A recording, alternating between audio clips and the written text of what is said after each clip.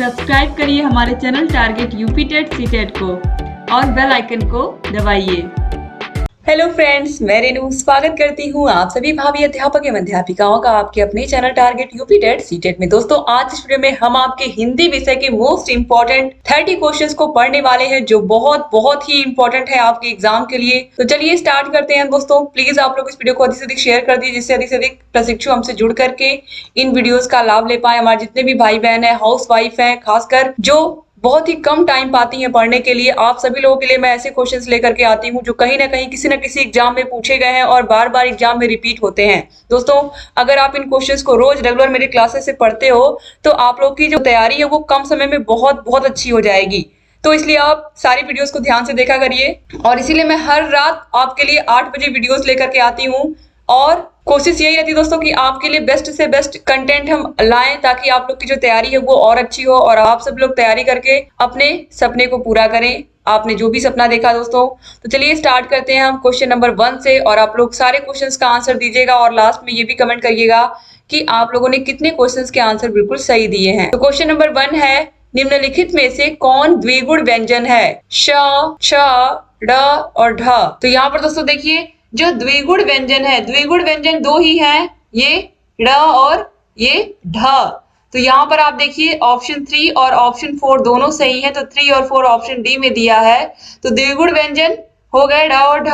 और अगर यहाँ पर पूछता है संयुक्त व्यंजन तो छ, त्र, ज्ञ और श्र। अगर ऊष्म व्यंजन पूछता है तो तीनों श और ह। अगर अंतस्थ व्यंजन पूछता है तो य, र, ल और व। ये ऐसे क्वेश्चन हैं जो हर साल आप देखोगे एग्जाम में पूछे गए हैं, तो ये याद रखिएगा आप लोग। यहाँ पर मैंने ढेर सारा और एग्जाम्पल आपको बता दिया ताकि आप लोगों को भूले ना। तो ये संयुक्त व्यंजन हो गए, ये ऊष्म व्यंजन हो गए और ये अंतस्थ व्यंजन हो गए, य, र, ल और व। तो अब चलिए क्वेश्चन नंबर 2 पे आते हैं। अनुस्वार और विसर्ग किस कोटि के अंतर्गत आते हैं? स्वर, व्यंजन, स्वर और व्यंजन दोनों, या इनमें से कोई नहीं? तो दोस्तों यहाँ पर देखिए, अनुस्वार और विसर्ग यहाँ पर पूछा है। यहाँ पर अंग और आह की बात हो रही है। तो अंग और आह कहाँ रहते हैं? आप सभी लोगों को पता है कि अंग और आह जो होते हैं वो किस में आते हैं? स्वर में आते हैं। तो यहाँ पर राइट आंसर क्या हो जाएगा? ऑप्शन नंबर ए, स्वर। अ से लेकर के आहा तक के जितने भी वर्ण है वो किस में आते हैं? अ, आ, ई, उ, री, ए, ओ, औ, अंग, अह। ये किस में आते हैं? ये सब स्वर व्यंजन है। तो ये क्या है? ये स्वर वर्ण है। क्या है? स्वर वर्ण है। तो ऑप्शन ए जो है सही हो जाएगा।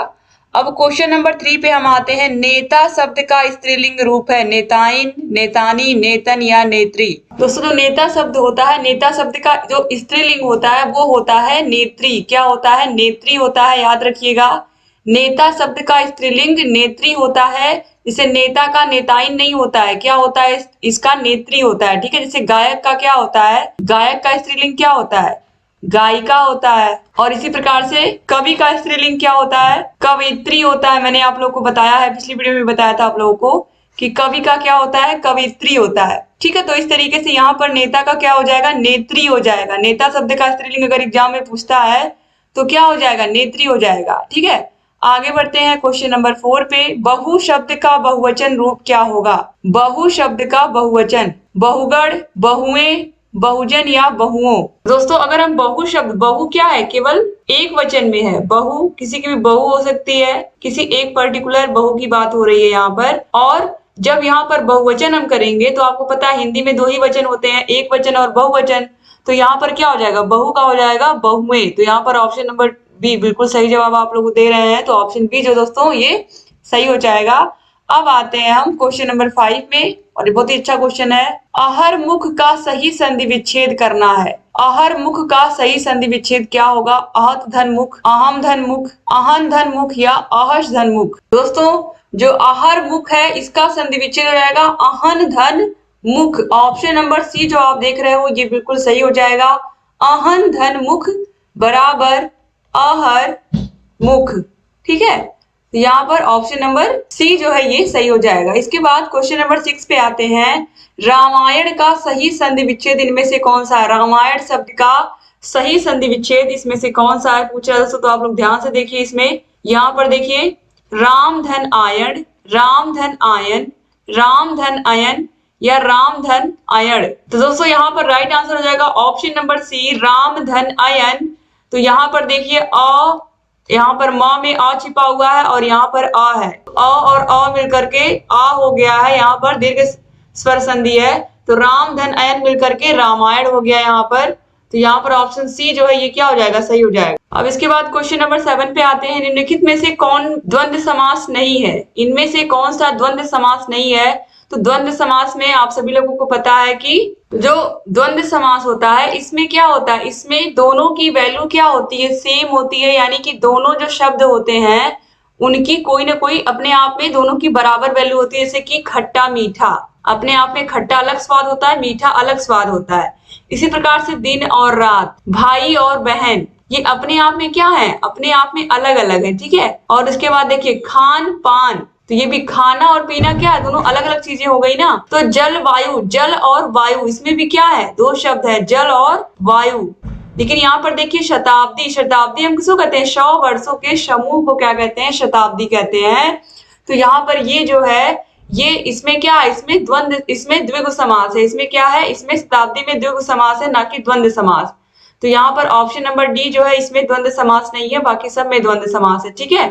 इसके बाद आगे बढ़ते हैं। क्वेश्चन नंबर 8 है, निम्नलिखित में से कौन द्विगु समास नहीं है? इसमें से कौन सा द्विगु समास नहीं है? तो सप्तऋषि, सप्तर्षि, त्रिफला, चौराहा और 10 ग्रीव। तो सप्तऋषि यानी कि, सप्तर्षि यानी कि 7 ऋषि। तो यहाँ पर देखिए, यहाँ पर साफ साफ दिख रहा है 7 संख्या की बात हो रही है, और यहाँ पर ऋषि, तो यहाँ पर ये तो द्विगु समास हो गया। त्रिफला यानी कि 3 फलों का मिश्रण होता है, तो ये त्रिफला चूर्ण बनता है, आप लोगों को पता है।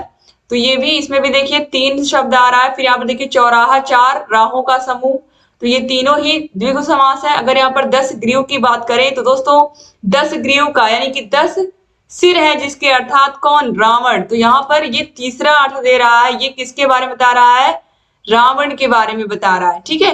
तो इसमें से तीसरा अर्थ देने की वजह से ये हो जाएगा बहुव्रीहि समास। जैसे कि गजानन अगर यहाँ पर लिखा होता तो वो क्या होता, उसका अर्थ क्या होता, गजानन अर्थात गणेश। तो इस तरीके से यहाँ पर भी ये तीसरा अर्थ दे रहा है, ठीक है। तो इस तरीके से अगर यहाँ पर पीताम्बर होता है, पीताम्बर का मतलब विष्णु, विष्णु भगवान की बात हो रही है। तो इस तरीके से यहाँ पर ऑप्शन नंबर डी जो है इसमें क्या होगा, बहुव्रीहि समास होगा, ना कि द्विगु समास होगा। इसके बाद अब क्वेश्चन नंबर 9 पे आते हैं।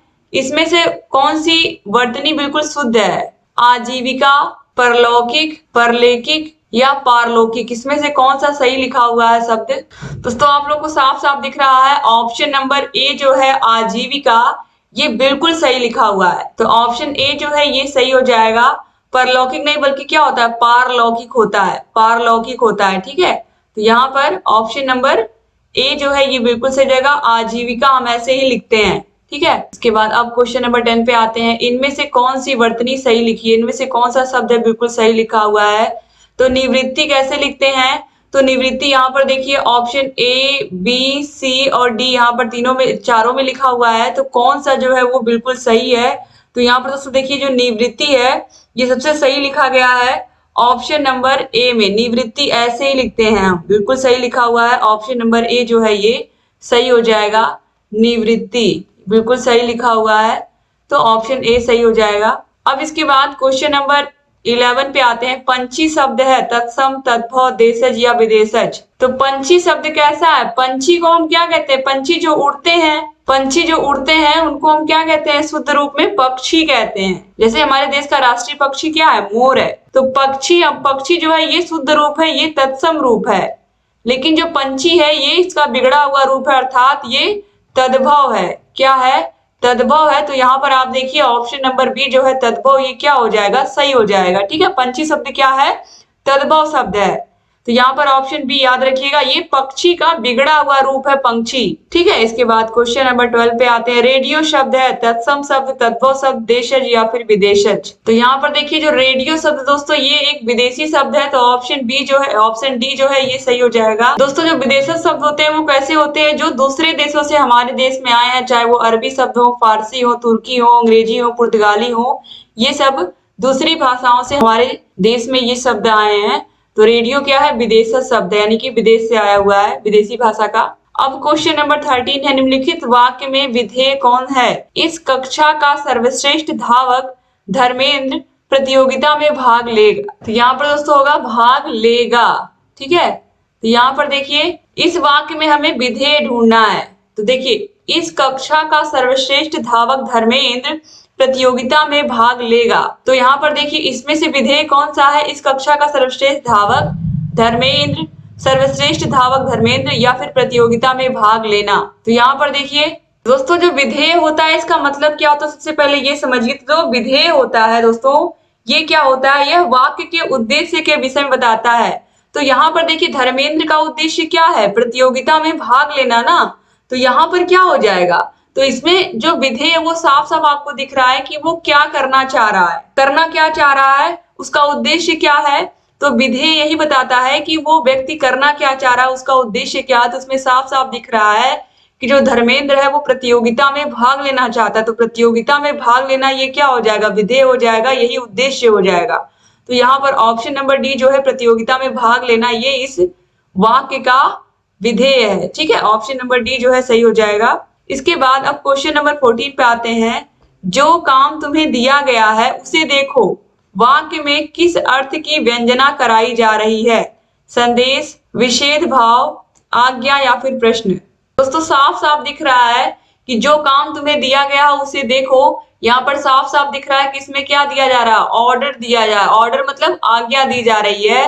तो ऑप्शन नंबर सी जो है ये बिल्कुल सही हो जाएगा। इसके बाद अब क्वेश्चन नंबर 15 पे आते हैं। पत्ता का पर्यायवाची शब्द है पतंग, तांबूल, पत्र या फिर प्रसून। तो दोस्तों देखिए जो पत्ता होता है इसका जो पर्यायवाची हो जाएगा इसमें ये हो जाएगा पत्र, ठीक है। तो पत्र भी हम कहते हैं, पत्ता को पत्र भी कहते हैं, ठीक है। तो ऑप्शन नंबर सी जो है ये क्या हो जाएगा, सही हो जाएगा। इसके बाद क्वेश्चन नंबर 16 पे आते हैं।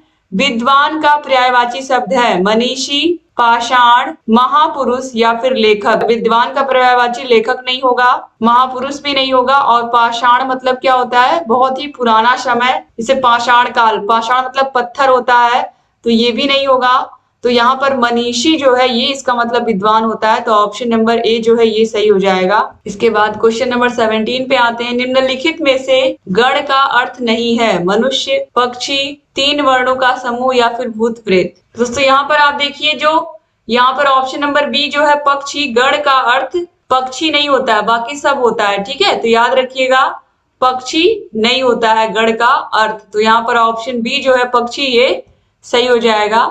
अब इसके बाद क्वेश्चन नंबर 18 पे आते हैं। निम्नलिखित में से जलज का अर्थ नहीं है वृक्ष, कमल, चंद्रमा या फिर मोती। दोस्तों जलज का अर्थ वृक्ष नहीं होता है, पेड़ नहीं होता है, ठीक है। पेड़ या वृक्ष नहीं होता है, बाकी कमल तो होता ही है, तो आपको पता ही है। तो जलज का अर्थ मछली होता है, कमल होता है, चंद्रमा होता है, मोती होता है, शंख होता है, ठीक है, याद रखिएगा।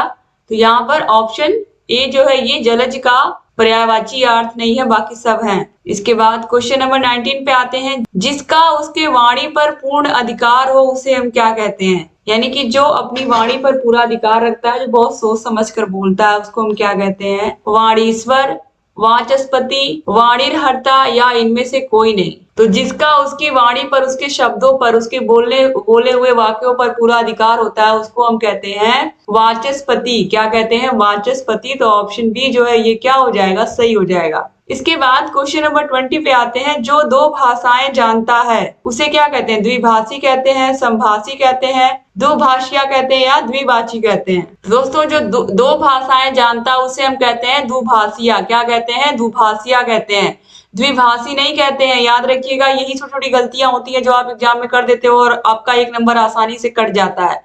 तो ऐसा काम नहीं करना है आपको। जो दो भाषाओं को जानता है उसे हम दुभाषिया कहते हैं, हिंदी में क्या कहते हैं, दुभाषिया कहते हैं, ठीक है। इसके बाद क्वेश्चन नंबर 21 पे आते हैं। रसाचार्यों के अनुसार अस्थाई भावों की सही संख्या कितनी होती है, जैसे कि वीर रस का अस्थाई भाव क्या होता है, उत्साह होता है। करुण रस का अस्थाई भाव शोक होता है, ठीक है। तो इस तरीके से यहाँ पर जितने भी रस हैं उनके अस्थाई भावों की संख्या कितनी है, 33, 34, 35 या 36। दोस्तों रसाचार्यों के अनुसार जो स्थायी भाव होते हैं उनकी सही संख्या होती है 33। कितनी होती है, 33। तो ऑप्शन नंबर ए जो है यहाँ पर ये क्या हो जाएगा, सही हो जाएगा। इसके बाद क्वेश्चन नंबर 22 पे आते हैं। अस्थाई भावों की कुल संख्या कितनी होती है, तो ये रसाचार्यों के अनुसार है। याद रखिएगा रसाचार्यों ने 33 माना है, ठीक है। अब फिर यहाँ पे प्रश्न आ रहा है अस्थाई भावों की संख्या कुल कितनी होती है, 9, 10, 11 या 12। तो अस्थाई भावों की जो कुल संख्या है वो है 9। ऑप्शन नंबर ए जो है ये सही हो जाएगा। इसके बाद अब क्वेश्चन नंबर 23 पे आते हैं। आस्तीन का सांप मुहावरे का क्या अर्थ है? बहुत ही आसान सा मुहावरा है जिसको आप सभी लोग जानते हैं। आस्तीन का सांप मुहावरे का क्या अर्थ है? सांप का मित्रवत व्यवहार होना, खतरनाक सांप, सांप को पालना या कपटी मित्र। तो आस्तीन का सांप का मतलब क्या होता है कि पास में रह करके ही, हमारे आसपास रह करके ही, हमसे मित्रता करके ही और हमें फिर संकट में डाल देने वाला व्यक्ति, तो उसी को हम क्या कहते हैं? कपटी मित्र भी कह सकते हैं। तो यहाँ पर ऑप्शन नंबर डी जो है कपटी मित्र, ये ऑप्शन नंबर डी सही हो जाएगा। या ऐसा व्यक्ति जिसको हमने बहुत सम्मान दिया, जिसकी हमने बहुत देखभाल की, वो वक्त आने पर हमारा ही साथ नहीं दे रहा है। इसके बाद क्वेश्चन नंबर 24 पे आते हैं। आटे दाल का भाव मालूम होना। आटे दाल का भाव मालूम होना मुहावरे का क्या अर्थ? कठिनाइयों का अनुभव होना, अपने हितों की चिंता करना, करारा जवाब देना या विपरीत कार्य करना। तो आटे दाल का भाव मालूम होना यानी कि कहते नहीं है जब किसी की शादी हो जाती नहीं नहीं तो कहते हैं अब पता चलेगा आटे दाल का भाव। तो यहाँ पर इस मुहावरे को हम इस तरीके से कह सकते हैं कि शादी होने के बाद ही इंसान को कठिनाइयों का पता चलता है, उसके बाद जो चीजें आती हैं सामने। तो यहाँ पर ऑप्शन नंबर ए जो है वो सही जाएगा, क्योंकि इंसान एक नए जीवन में प्रवेश करता है, उसको बहुत सारी चीजें पहले पहले चीजों को क्या होता है, सारी चीजों को व्यवस्थित करने में कुछ दिक्कतों का सामना करना पड़ता है, प्रॉब्लम्स होती हैं, थोड़ी बहुत एडजस्टमेंट करना पड़ता है। तो वही यहाँ पर कहा जा रहा है कि आटे दाल का भाव मालूम होना यानी कि कठिनाइयों का अनुभव होना। तो ऑप्शन ए जो है ये क्या हो जाएगा? सही हो जाएगा। अब क्वेश्चन नंबर 25 पे आते हैं। रहीमन पानी राखिए बिन पानी सब सून, पानी गए ना उबरे मोती मानुष चून। इसमें कौन सा अलंकार है? इसमें से श्लेष है, उत्प्रेक्षा है, इसमें कौन सा अलंकार है? रूपक है या फिर अनुप्रास है? दोस्तों यहाँ पर देखिए, रहीमन पानी राखिए बिन पानी सब सून, पानी गए ना उबरे मोती मानुष चून। तो यहाँ पर देखिए 3 बार पानी आया है और तीनों पानी के जो अर्थ है वो अलग अलग है।